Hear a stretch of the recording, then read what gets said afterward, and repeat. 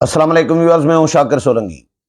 Viewers, P T I اور عمران خان کے حوالے سے بات کروں گا کہ عمران خان اور پی ٹی آئی نے اتنا کچھ بھگتنے کے باوجود اپنی حکومتیں ختم کروا دیں، سیاست کو اتنا آلودہ کیا، جیل چلے گئے ہیں، سزائیں مل گئی ہیں، پھر بھی رسی جل گئی بل نہیں گیا والا مثال ہے کہ عمران خان اب بھی سیاسی جماعتوں کے ساتھ مذاکرات کے لیے تیار نہیں ہے، یعنی اب بھی ان کا رویہ غیر سیاسی اور غیر جمہوری بنا ہوا ہے۔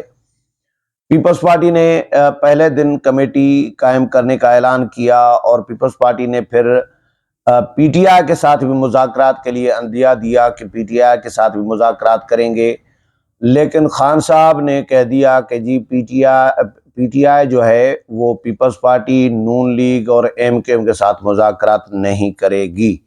تو اب بھی وہ مذاکرات کرنے کے لیے تیار نہیں ہے۔ جب حکومت میں ہوا کرتے تھے، وزیر اعظم تھے، اس وقت بھی مذاکرات کے لیے تیار نہیں تھے۔ یہی جماعتیں خان صاحب کو اس وقت بھی سمجھاتی تھیں کہ بھائی مذاکرات کریں۔ پارٹی کے جو سینئر لوگ تھے، شاہ محمود قریشی اور باقی لوگ، وہ بھی سمجھاتے تھے کہ مذاکرات کرنے چاہیے۔ سیاسی رویہ اسی طرح ہوتا ہے کہ لیکن وہ کہتے ہیں کہ نہیں جی میں تو مذاکرات نہیں کروں گا۔ تو اب جیل میں بھی بیٹھے ہیں، سزا بھگت رہے ہیں، لیکن اس کے باوجود وہ کہتے ہیں کہ نہیں مذاکرات میں نے نہیں کرنے، یہ سب گندے ہیں، چور ہیں، ڈاکو ہیں، منی لانڈرر ہیں، پتہ نہیں کیا کیا، اب بھی وہی بات کر رہے ہیں۔ چلو کرتے رہیں، دیکھتے ہیں کیا ہوتا ہے۔ لیکن سیاسی جماعتیں جیت کر آئی ہیں، اپنا اپنا حصہ لے آئی ہیں۔ اب خان صاحب نے مرکز میں ابھی وزیر اعظم کا امیدوار تو نامزد نہیں کیا۔ پہلے تو آزاد ممبران کو سیاسی جماعت کوئی نہ کوئی جوائن کرنی تھی، تو انہوں نے مجلس وحدت المسلمین کے ساتھ مرکز میں جوائن کرنے کا فیصلہ کیا ہے کہ مجلس وحدت المسلمین، رؤف حسن جو چیف الیکشن کمشنر ہے پی ٹی آئی کے، انہوں نے اعلان کیا ہے کہ خان صاحب نے مجلس وحدت المسلمین ایم ڈبلیو ایم کے ساتھ جو ہے جانے کا کہا ہے، ہدایات کی ہیں۔ ایک نشست مجلس وحدت المسلمین کی قومی اسمبلی میں آئی ہے اور اس کو جوائن کریں گے، یعنی پی ٹی آئی کے آزاد ممبران ہو گئے اب مجلس وحدت المسلمین کے۔ اب یہ پی ٹی آئی کے آزاد ممبران نہیں کہیں گے، اب یہ وحدت المسلمین کے، مجلس وحدت المسلمین کے ممبران کہے جائیں گے۔ لیکن وزیر اعظم کے لیے تو امیدوار نامزد نہیں کیا۔ دعویٰ کیا جا رہا ہے کہ اکثریت ہمارے پاس ہے، سنگل میجارٹی ہماری ہوگی، لیکن اس کے بعد دوسرے نمبر پر نون لیگ گئے۔ بطور پارٹی تو نون لیگ نے اکثریت حاصل کی ہے اور سیکنڈ پہ ہے پیپلز پارٹی۔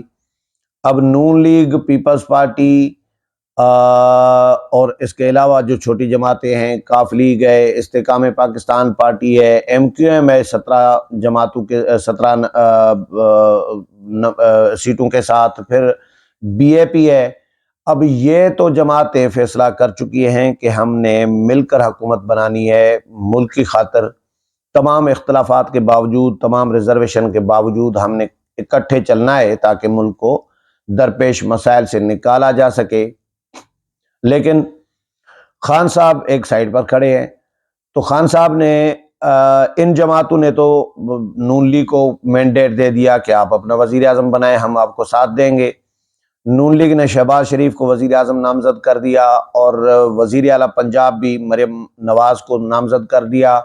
خان صاحب نے مرکز میں وزیر اعظم کا امیدوار نامزد ابھی تک نہیں کیا۔ چیف وہپ مقرر کر دیا ہے قومی اسمبلی میں عامر ڈوگر کو۔ عامر ڈوگر پہلے بھی چیف وہپ رہے ہیں پی ٹی آئی کے، اب بھی دوبارہ بھی ان کو چیف وہپ مقرر کر دیا ہے۔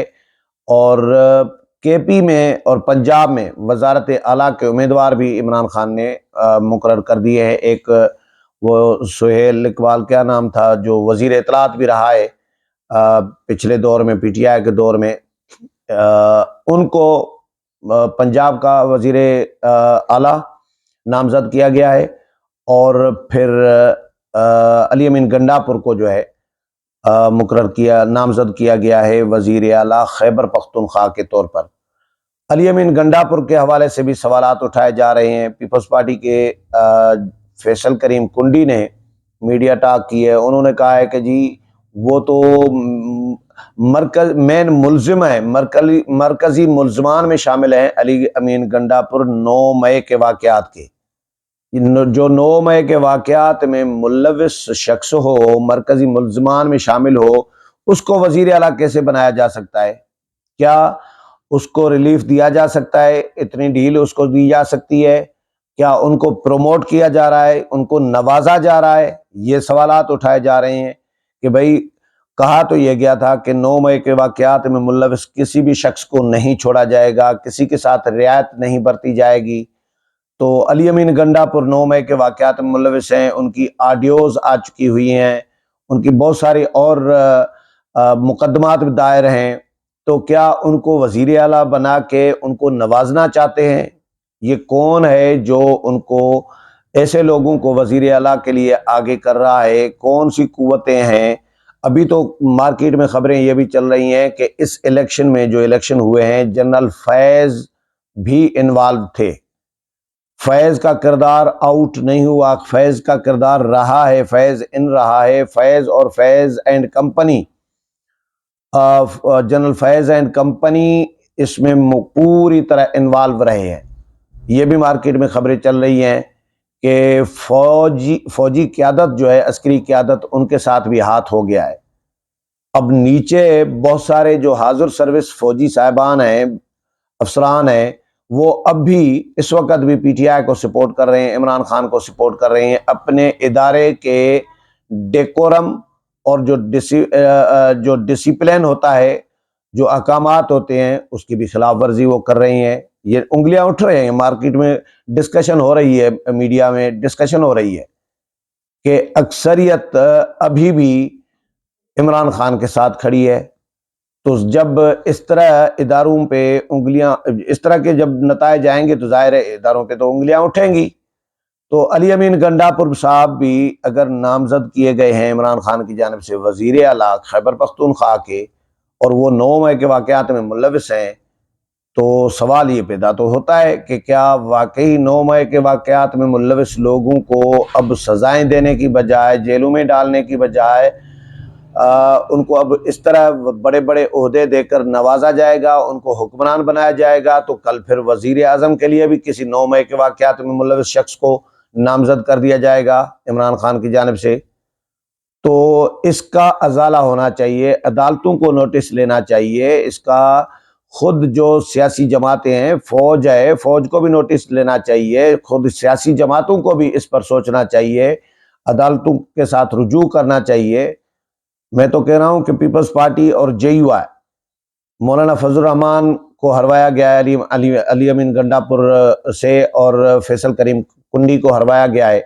तो फैसल करीम कुंडी और मौलाना फजल रहमान की पार्टियों को अदालत में जाना चाहिए कि ये शख्स तो 9 मई के वाक़यात में मुल्लविस है, तो इसको कैसे प्रमोट और किया जा रहा है, कैसे इसको नवाजा जा रहा है वजारत आला देकर।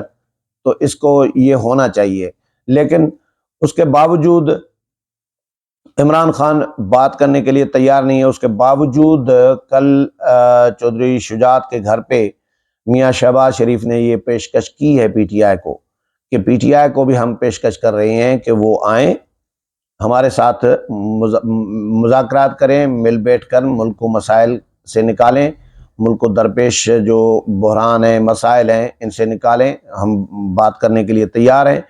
और शहबाज शरीफ ने यह भी ऑफ़र की कि अगर पीटीआई क्लेम कर रही है, पीटीआई के आज़ाद उम्मीदवारान क्लेम कर रहे हैं कि अक्सरियत उनके पास है, तो अगर शो कर देते हैं, अक्सरियत साबित कर देते हैं, तो हम उनका मैंडेट तस्लीम करने के लिए तैयार हैं। अगर वो हुकूमत बना सकते हैं तो हुकूमत बना लें, हमें कोई एतराज़ नहीं है, हम उनको स्पेस देने के लिए तैयार हैं।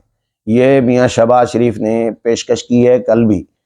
और क्योंकि अब मियां शहबाज शरीफ कहते हैं कि हमारे पास तो 2/3 मेजॉरिटी हो गई है, पीपल्स पार्टी को मिला के और एमक्यूएम को मिला के باقی جو جتنی چھوٹی جماعتیں جیتی ہیں 2-2 4-4 نشستیں ہیں، ان کو ملا کے کاف لیگ، بی اے پی اور استحکام پاکستان پارٹی، ان سب کو ملا کے ہمارے پاس 2/3 میجارٹی ہو جاتی ہے۔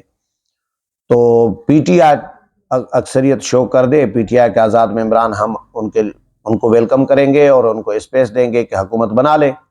یہ اب بھی جو جماعتیں ہیں سیاسی، وہ پیشکش کر رہی ہیں پی ٹی آئی کو، لیکن پی ٹی آئی کا رویہ وہ نہیں ہے جو سوچا جا رہا تھا کہ شاید اب پی ٹی آئی میں کوئی بہتری آئے گی۔ خان صاحب کو جیل میں ڈالا گیا ہے، سزائیں آ چکی ہیں، تتر بتر ہو گئی ہے پارٹی، پھر ان کو جتوایا گیا ہے، جس انداز میں جتوایا گیا ہے اب شاید وہ تھوڑا سا رویہ بدلیں گے، لیکن رویہ بدلا نہیں ہے۔ رسی جل گئی بل نہیں گیا والا کام ہے۔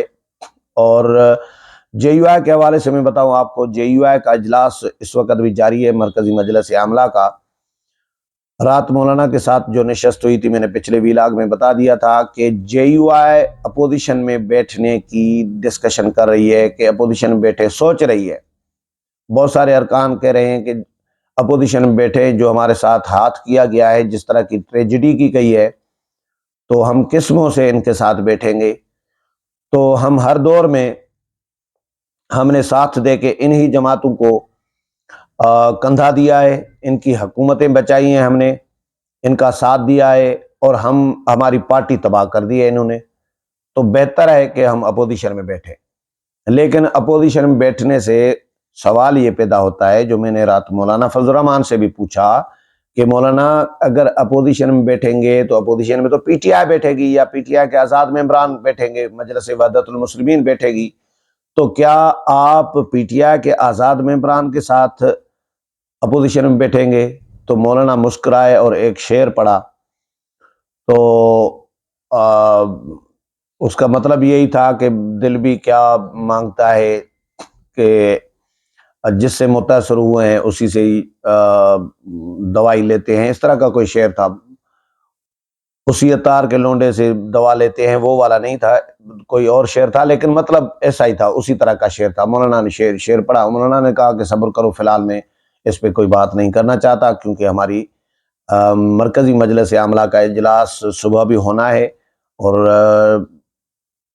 اجلاس کے بعد میڈیا کو میں بریفنگ دوں گا۔ حکومت کی طرف سے شہباز شریف نے پیشکش کی ہے کہ حکومت میں شامل ہوں، لیکن ہماری پارٹی کے اندر مختلف آراء سامنے آ رہی ہے، تو میں پارٹی کے رائے کو نظر انداز نہیں کر سکتا، میں خود اکیلے صرف فیصلہ نہیں کر سکتا۔ پارٹی جو فیصلہ کرے گی، مرکزی مجلس عاملہ جو فیصلہ کرے گی، تو میں وہی اس کو بھی میں نے نظر میں رکھنا ہے۔